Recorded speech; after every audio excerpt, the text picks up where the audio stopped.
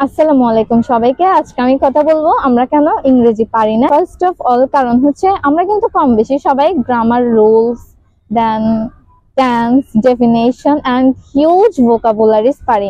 আমরা কিন্তু বেশিরভাগ মানুষই অনেকগুলো ভোকাবুলারিজ মুখস্থ করতে বসি, বাট আমাদের এটা উচিত না। কিন্তু কি করব, আমাদেরকে তো ছোট থেকে এভাবেই শিখায়। যেমন আমাদেরকে স্কুলে কিভাবে শিখিয়েছে যে মেকিং তৈরি করা, ওয়াকিং হাঁটা, এভাবেই শিখিয়েছে। বাট এটা হচ্ছে আমরা মুখস্থ করেছি। প্রবাদ বাক্য তো আছে, মুখস্থ বিদ্যা ভয়ঙ্কর। আমাদের সাথে এটাই ঘটেছে। আমাদেরকে শুধু মুখস্থ করলে হবে না, আমাদেরকে প্র্যাকটিক্যালি শিখতে হবে। For example, it's fail down. আরেকটা যে কারণে আমরা ইংলিশে কথা বলতে পারি না সেটা হচ্ছে নিজেদের দোষ। এবং নিজেদের দোষটা হচ্ছে যে আমি যদি ইংলিশে কথা বলি, মানুষ, আমার ভুল হবে, মানুষ সেটা থেকে হাসবে, তো হাসে।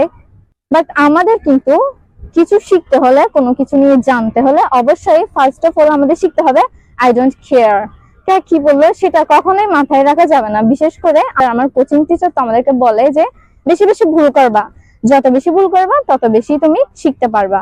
তারা হাসুক, তুমি আরো বেশি বেশি ভুল করো, তাদেরকে হাসতে হাসতে একেবারে মাটিতে গড়াগড়ি খাওয়া, কিন্তু শেষ হাসিটা তুমি হাসবা।